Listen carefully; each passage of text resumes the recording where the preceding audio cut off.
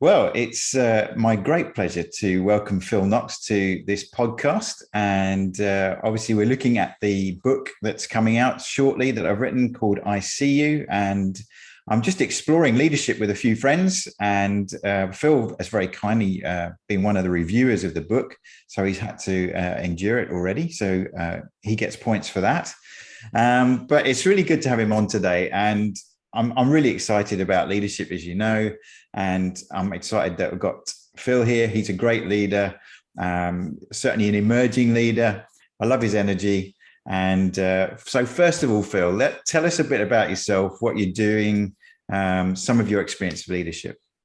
Yeah, thanks, Mark. Great to be with you. It wasn't enduring the book; it was really brilliant. So thank you. I wouldn't write an endorsement if I didn't believe in it. So thank you. My kind of day job is I work for the Evangelical Alliance. I'm the head of mission to young adults there, and kind of part of the senior team. I'm also a leader within a local church context. So part of a local church and lead some leadership there. I also, when I was thinking about the kind of spheres of leadership, I'm also, I guess, a leader at home as well. You know, I'm a husband and a dad, and that requires probably as much leadership as any other area of life. But been involved in senior organizational leadership probably for kind of the last 10 years. I was at Youth for Christ and was kind of one of the directors there before my move to the Evangelical Alliance. And actually, what's been interesting in a leadership sense is I've moved from a kind of the top table at a very significant charity down to kind of slightly lower level and shifted to play a more of a kind of creative kind of ambassadorial role, which has been a really interesting but really kind of beneficial shift to me, really. So yeah, there you go. There's a bit about me. I guess my heart is I live to kind of see the church grow, to see people encounter Jesus, to see leaders become all they can be, that's how I get to play within this great tapestry we call life. Yeah, brilliant. Well, you're certainly singing my song there. So tell us a bit about, in terms of, we all have these kind of people in the background, who kind of got us to where we are now. Who would you say are the people who have influenced? I mean, if you're able to do that, who've influenced you most? What is it about them that kind of attracted you to them in terms of leadership? Yeah, I mean, I'm really grateful, first of all, for so many people. Actually, I think having many kind of fathers, if you like, is really helpful. I would say actually kind of the most significant leader within that has been actually my dad. I think he was a really significant leader in the legal world, really highly competent in his field, but at the same time, he had this gift to kind of relate to people of the different walks of life. And I think I learned from him really early on, I observed that leadership's about relationship. Yeah. I think so often we don't see it that way, but ultimately it's about relationship.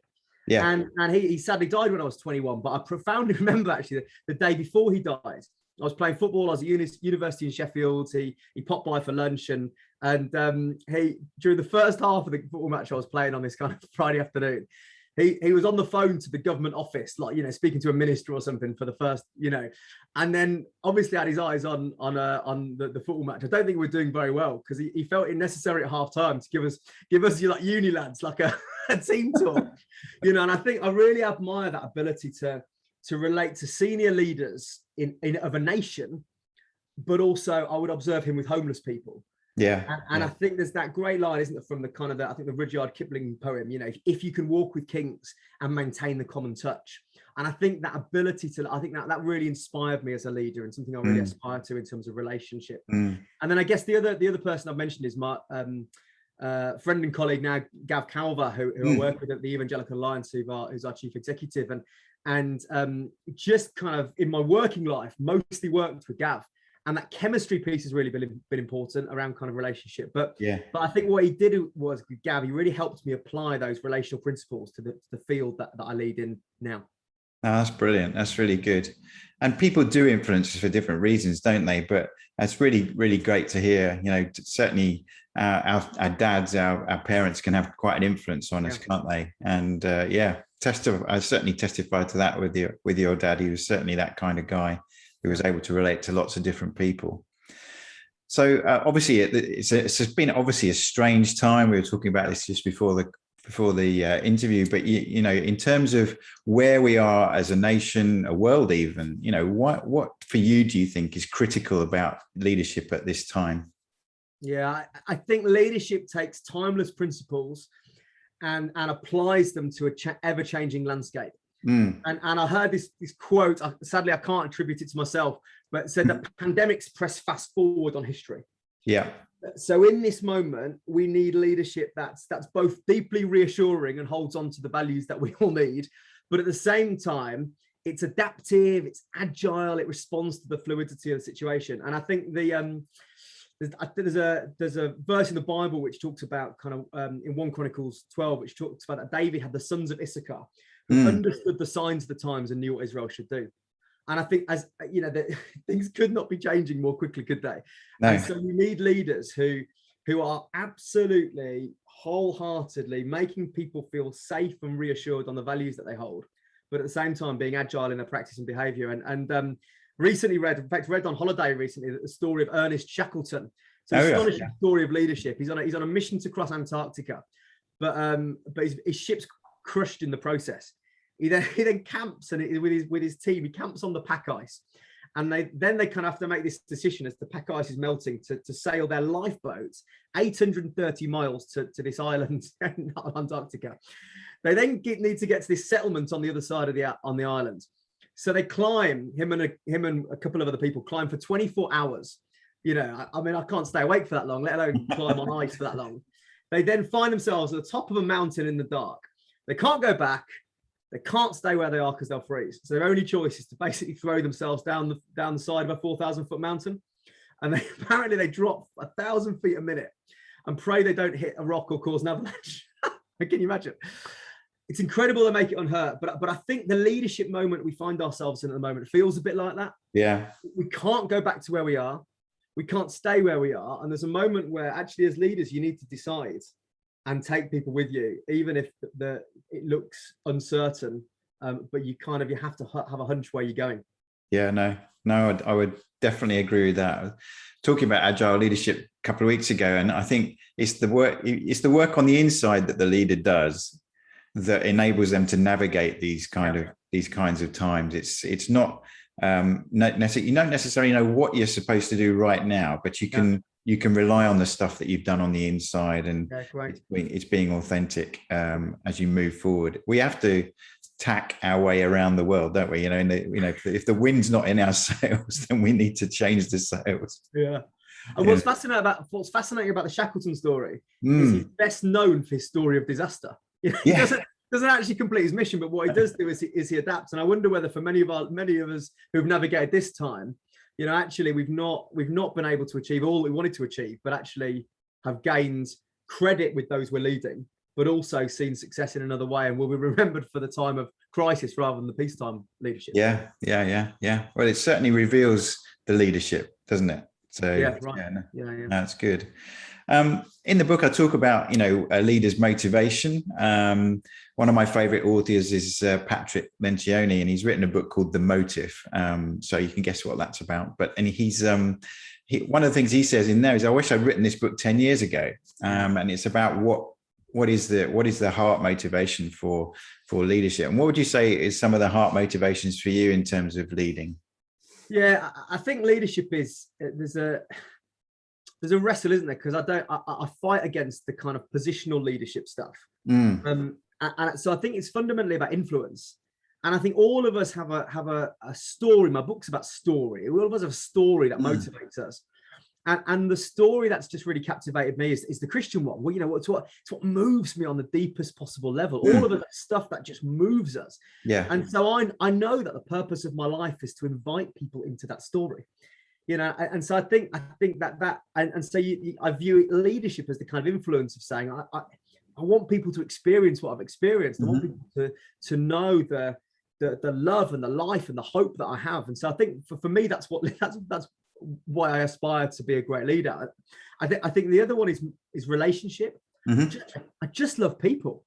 You know, I love getting to know them. I think that's why for so many of us people this last season has been so difficult with social distancing. I love the dynamics of friendship. I love that in leadership we both get to lead with people, Yeah. Team game, not an individual pursuit.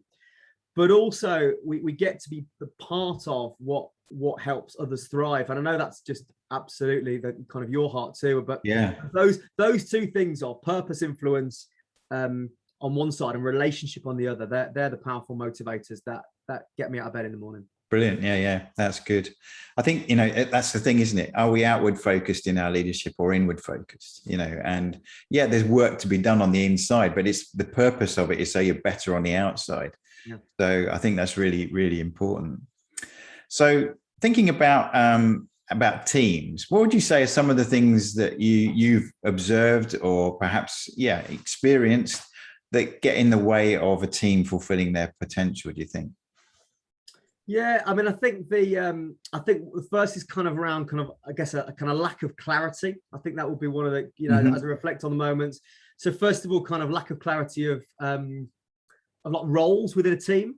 Right. Yeah. So I think in the book you mentioned Jim Collins, and I love the Jim Collins stuff around kind of people in the right seat on the bus. Yeah. And I think the challenge is often that things that get in the way are people in the wrong seat in the bus, or people who think they should be in a different seat. And I think that's a real challenge. I think the other thing around clarity is around lack of clarity in meetings. So I've been in many meetings where we've not quite got to the point or not got all the information we need to make the decision, or at the end of the meeting, there's been, that's been nice to hang out, and no one's clear on the action points. I think that's been a real kind of learning point, and finding that clarity, I think that can really stop teams. And I think the other thing is around a lack of diversity in gifting. Okay. And I think there's I think the best teams I've worked in have just got specialists in areas I know absolutely nothing about. And I think where you've got people who are just, the absolute top of their game. Yeah. But within different spheres, and the kind of the self-assurance and confidence that requires in other team members to recognize, actually, you're brilliant at that. I'm not going to try and challenge you on your opinion on a certain matter, because you just know what you're doing. And I think that diversity is absolutely key. Yeah, brilliant. Yeah, thanks for that. I think the meeting thing is interesting, isn't it? Because so many meetings happen, and you think, all these people are in this room, and I sometimes wonder actually whether we ought to just sort of, like you're sitting in the back of a taxi watching the meter going round. In some places it goes around really fast. Yeah.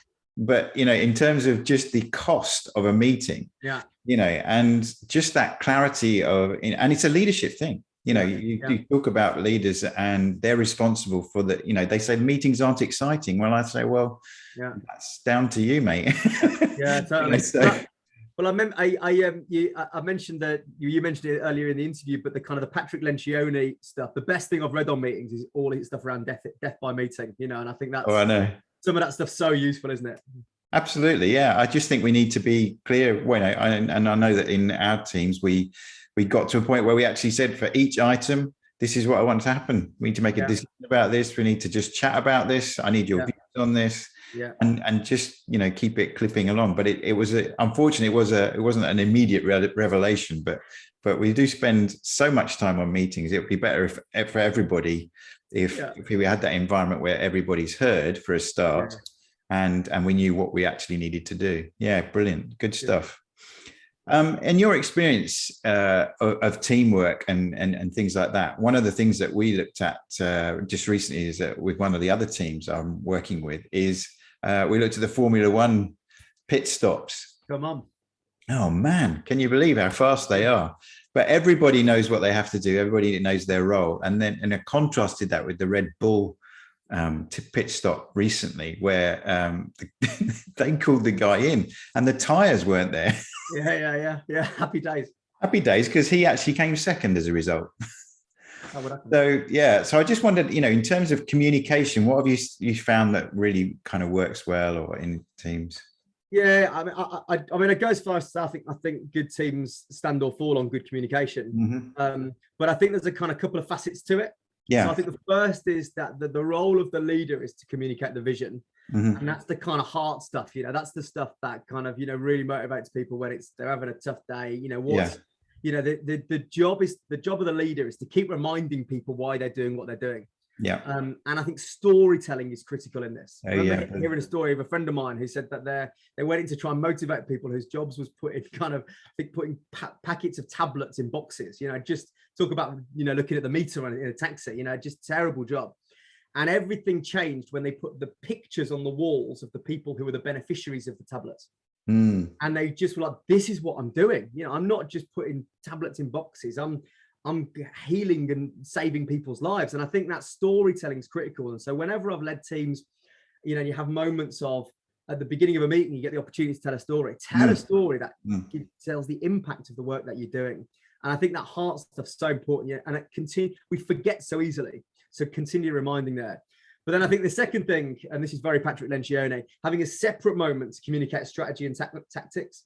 And that's the kind of head stuff. So I think leaders are kind of head, heart and hands, and so the head stuff is about, communicating. Are you really clear on the role that you're doing? And I think sometimes you don't want to become offensive. So you kind of, teaching granny to suck eggs, but you do need to make sure that people just know what they do. And equally as a team member, if there's a lack of clarity about what's doing, you kind of, there's a two-way communication piece where you need to go, can you just be absolutely clear with me what I need to do? I was in a meeting last night with someone. I just said, I'm really sorry. I know I sound a bit thick. Can you tell me exactly what you need me to do? Because I think rather that than kind of lack of clarity, I think a communication piece. I think then the other balance is around oral and written communication. Yep. Some things like vision, there is no way you can communicate that as well on an email as you can in person. Do it in person. But then in terms of maintaining clarity and accountability, what are the things that you write down so that you can wave the piece of paper or your tablet at someone and say, no, you really did agree to do this. I think that those two things are really important. Yeah. And the final piece, which you draw on brilliantly in the book, Mark, is around kind of listening well. And I think that we so often we think leadership's about communicating passionately and charismatically, which it is. But that listening piece is so crucial, isn't it? And I think that two-way communication piece, and I'm sure as leaders we want to focus more on our communication skills in terms of speaking rather than our listening skills, but both are equally important in that yeah. Well, I think there's just a common misperception about what communication is for. Often we kind of go in as leaders and think, I need to persuade people around to my way of thinking. But actually what we need is mutual understanding of where we're going. Right. And that's why listening is so important, because if I don't hear what you're actually saying, I don't really understand what you're getting at. And asking really good questions. I do think, obviously you and I have a faith, and we talk about Jesus. One of the things he did really well was to ask great questions. Absolutely. And sometimes we're too fond of the statement. Instead of actually stopping and thinking, what would be a really good question here to actually open up the whole thing. So that's really good. Right. So, coming out of all these restrictions, which I'm sure you're really glad about, what are some of the things, what have you found kind of most challenging as a leader in kind of the kind of situations that we've just faced over the last few months? I think the first is, I think people are discouraged and tired. And I think that I heard a sociologist recently refer to what the season that we're going through at the moment is. The whole world's coming out of PTSD. People are disappointed, bereaved, discouraged. And I think there's a real tension we hold as leaders where we need to be really real. And especially those of us who struggled ourselves, be really real with that. I think there's something about being a wounded and authentic and vulnerable leader at this time. But at the same time, just really be an encourager, and how do we be that? How do we, the heart of the word encourages, that is the word core, which is, I've just been to France, and the core is that kind of the heart. How do we speak heart and life to those we're leading with and leading, and how do we encourage our core? You're talking so much in your book about the inner life, and how do we kind of maintain that motivation for ourselves? I think the second thing is around which is a real challenge. How do you help people look forward? Right. And the pace of change has been so relentless. Yeah, sure. And most people in my experience don't like change, and it's just relentless. We've had, in my own organization, we've had emergency plans. We've had to constantly pivot, reimagine, respond to the changes in regulations, people's circumstances. that can create a weariness in people. Not everyone is like, yeah, more change, So I think there's a sense in this season we have to look forward, and we have to, in a culture that doesn't like perseverance even, that to look forward and encourage people to keep going. Do you remember old school natural disasters that were on the newspaper for a couple of days? And it was like, right, the earthquake's done now. We can kind of move on. Exactly. That's not the case, is it, with coronavirus? And who knows how much longer we'll have it on the front page of our websites. That perseverance piece is key, and I think helping people with that is a real challenge for us at the moment. Yeah, and that's a really good point, isn't it? And I mean, I do go into it a bit in the book, but in the sense of resilience is a really important thing, isn't it? And employee engagement. I was looking at something the other day. Employee engagement is down at 7% in terms of the trust element of it in leadership. And I think that's a big job that we need to be doing. But I think you're right, and I think it comes out of an authentic relationship with people, isn't it? It's not just about just leading. It's saying, I found this challenging actually. But these are the things I still know that are true, and it's what I call realistic optimism. And you've talked about Jim Collins' book, and he looks at Admiral Stockdale, who was interned in a POW camp in Vietnam. And he was talking about optimism, and he said, it was the optimists who died first. And he said it's because they did, so we'll be out by Christmas and out by Easter and it just didn't take account of the reality of the situation they were in. And I think that's the important thing to say. There is a reality to what we're in, but that doesn't mean to say that we can't still move ahead and look forward, but it needs to be tempered just by that. Okay, this is where we are. Do we know where we are? And this is what we need to do to move on. No, it's really good. No, I definitely have been dead by Christmas. I'm far too optimistic. Well, we didn't want that, would we? All good. Good. One of the themes I tackle in ICU, it's kind of an odd kind of phraseology, and I wrestled with what to call it, and we've gone with love-led leadership. But it's a contrast, I guess, to kind of saying you're leading out of fear, which is something that all of us battle with on some level. But what are the benefits that you've kind of discovered as somebody who would probably look to lead out of or be love-led in your leadership, and what you've noticed about leading out of fear? I think the biggest benefit is the examples you see in history. Those who led out of love seem to be the most influential. The most influential leader in history, you won't be surprised for me to say, was Jesus. And if you're looking for results, his results are unbeatable. He takes what does he do? He takes an uneducated rabble of fishermen and tax collectors and starts a global movement that's unrivaled in kind of impact and legacy. Today, 2.2 billion followers today, 3 billion by 2050. Something clearly happened. His leadership clearly worked. And was founded on love. He really believed in this team of people who he possibly shouldn't have believed in as much, but he empowered them, really with real passion, humility. And I'm always struck by, I think when I was reading stuff about motivation of love, I remember the quote from Napoleon. I think he said that something like, Napoleon recognized in himself that his empire was built on force, but said of Jesus that his empire was built on love. And I think the quote is something like, at this hour, millions of men would die for him. And I think that when people are loved, they feel safe, they feel they can thrive, they can be all they can be. And I think if you lead from fear, I think people eventually do see through it. I do, my work with young adults tells me that this is the age of authenticity. When you see the hundreds of advertising messages you do every day, you recognize what's fraudulent and what's real. Right. And I think followers will come eventually to see if you are the real deal, and they want to come close to see it. And I think the challenge for leaders, especially those in positional leadership, is the traditional model has been to kind of have a really good deal of distance between you and the person you're leading.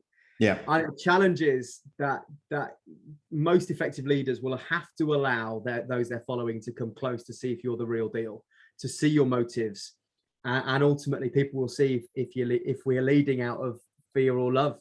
So I think that's what I'd say, really. Yeah, it's one of those counterintuitive things, isn't it? You want things to go well as a leader, and all of us like some kind of recognition if we're really honest with ourselves. But it's that realization that if you invest your time, as you said about empowering people, you invest your time in your team, and you have enough humility to credit the team with the result, that actually everybody's lifted up, and you look good anyway because they are making you look good. And all of us have a degree of imposter syndrome. Sure. Where there's moments where you're doing something and you're like, I can't believe I'm actually being asked to do this. Genuinely, I think about I referenced Gav at the beginning of this interview. There was a moment where he couldn't speak somewhere, but the somewhere was Trafalgar Square, and he just said, "Oh, Knox, you'll be good at that." And I was like, I wouldn't have put me forward, and afterwards you look back and go, well, it went surprisingly well, but the whole thing was complete imposter syndrome. I can't do this, and you realize that all of us wrestle with that when you talk to anyone about I think that everyone has a degree of imposter syndrome, and there's a moment where you have to go, well, I've been put in this situation, what am I going to do with it? Absolutely. No, that's really good. Brilliant. Well, perhaps I can ask you, just, we talked about perseverance, and you spoke about that a bit, and resilience. One of the things about resilience is, a happy leader is a healthy leader. And I just wonder what sort of things that you did to kind of maintain your well-being. And we talked about mental health in the pandemic and things like that. But how do you keep yourself going in terms of how do you, we're not just the energy, how do you, the refreshment, what do you do for that kind of thing? I had this moment. I was lying in bed about I think 4 mornings into lockdown going, I don't have to be at my desk till 9. I could, happy days. So I basically remember this moment of going, if I don't put into my life good rhythms, this could be a complete car crash for the next however long this is going to go. So I think what I've done is I've tried to put in really good rhythms, and I've tried to keep changing them as well. I think I used to think you just put good rhythms and you do them forever. I think actually we do respond to so I've tried to go to bed at the same time every night. I've tried to get up at the same time every morning. One of the rhythms I changed was in January, when we were looking at the next season of lockdown, I started walking every morning. So I just did a little lap. I've tried to eat well, which is difficult when you're working from home. I've tried to exercise. I think the other things around people. So I know I'm relationally wired, so I need people. So I've basically tried to run twice a week with my best friends. Right, great. I've got a few mates who every Wednesday night we've had a Zoom call together and come up with ridiculous kind of challenges for the next week, and just that's been really life-giving. I had some time off in November where I wrote a list of the 20 people who I felt most invested in me and supported me in life. So just wrote them a postcard just to say thank you. Just those moments of connection have been important. Excellent. Yeah. And I think the other thing we've all had to get used to is we've had to exercise different muscles. The muscles that I used to love exercising were getting out there, speaking, conferences, networking, all that stuff. Just haven't been able to do those. So what muscles? All of us have had to ask, what muscles are we going to exercise? So you have to learn to communicate well to a camera. You have to learn. I've done a load more writing and exercise that muscle and really enjoyed that. So I think those kind of those three things have been really critical. Brilliant. That's great. And finally, Phil, just what 1 or 2 pieces of advice would you give to leaders of teams? Things that you've found critical for you as you're trying to get the best out of people. Yeah, I think first of all, don't underestimate the power of just being a good example, being real, offering to do stuff for the team. I know leadership's busy, isn't it? But that kind of, you're following through an action points. Yeah, we lead by example and being humble when we make mistakes. I think the thing is encouragement. I think people are fragile now more than ever, but generally say thank you, say well done. profoundly remember a moment after a week that I poured myself into at the end of a conference, and the guy who was overseeing me just basically end of the week just put his arm around me and he said, "I'm really proud of you. You've done really well." That was 12 years ago. Yeah. Still remember it. Still remember where I was standing. Those moments of encouragement are critical. Yeah. Yeah. And then I think that the other piece, which is, again, just to big up and finish on the book, really, that big part of the awareness of seeing people's ability in the team. Yeah. And so there's a huge part of leadership is self-awareness, but also the awareness of gifts in the team and recognizing those two things. I think, you expressed that far better than me. I think it's kind of chapter 8 of your book where he talks about listening to different people's views and especially those who aren't always putting their voice forward. The value that we can place on people and draw the gold out of people in those moments where we have awareness for them, but also an awareness of us and our own blind spots and strengths is absolutely critical. That's brilliant. Yeah. Phil, been a pleasure as always. Really appreciated your observations. And I know you've just had a really great adventure in France. So you're probably, tank full right now, aren't you? In terms of, I really am. Yeah. you're desiring to go. But thanks very much for your time today. And hope to see you soon. Thanks, Mark. Thank you.